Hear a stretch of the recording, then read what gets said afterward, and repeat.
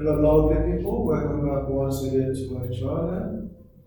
Today we are going to look at grade 9 geometry, and that is the geometry of lines.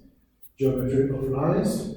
We have a sketch here, and they are asking us from the diagram above that we should determine the values of x and show that QR is not parallel. Before I explain this, I want to generally describe what happens when we have parallel lines. For parallel lines, we have three fundamentals that we look at, and we use this acronym of FUN to explain them. So what does FUN mean? It means that when we have two parallel lines, for the first one, if we have a parallel line here and here, or if we have a parallel line here and here, or here and here, we look at basically three conditions. If I have a parallel line here and here, FUN F represents this. It means the angle under this line will be equal to the angle under this line, or the one on top will be equal to the one on top, and we call that corresponding angles. So when we have this, we have what we call the corresponding angles. For U, we have that this plus this will be equal to 180 degrees. So in a nutshell, what we mean is that the two angles inside, we call them co-interior angles. So co-interior angles, when both of them are inside the parallel line, they will be equals to 180, or we say that they are supplementary angles. And then the last one that we have there, we have alternate angles. So if we have this angle and this angle, so long as they are in between two parallel lines, we say that they are alternate angles. We have alternate angles.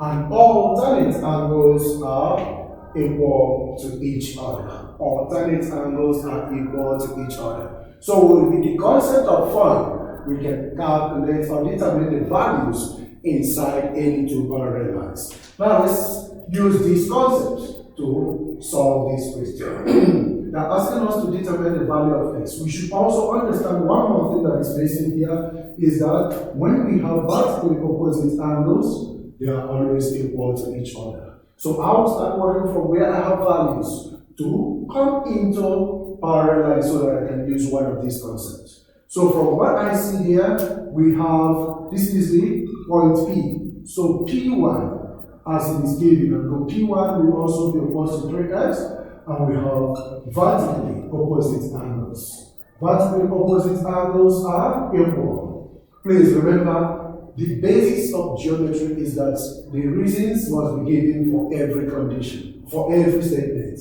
The reasons must be given for us to understand why you are taking a decision.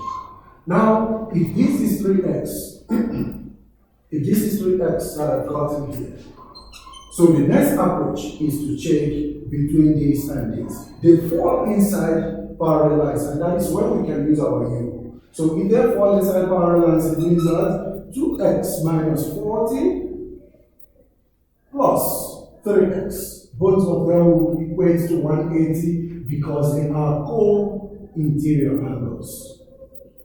Why are they co-interior angles? Because they fall in between two parallel lines, which is AB and CD. Please, this must be mentioned. They fall in between two parallel lines, AB and CD. So we now go on and sum, collect line terms. 2x plus 3x is 5x. Now 180 plus minus 40 crossing over becomes a plus 40 becomes 220. If we divide with the coefficient, which is 5, we will have 44. So we have 44 degrees as the value of x. Now that is question A. Let's look at the second question. The second question, they are asking us to show that QR is parallel to ST. That QR is not parallel to ST. Is not. For them not to be parallel, it means they will never satisfy any of these three conditions.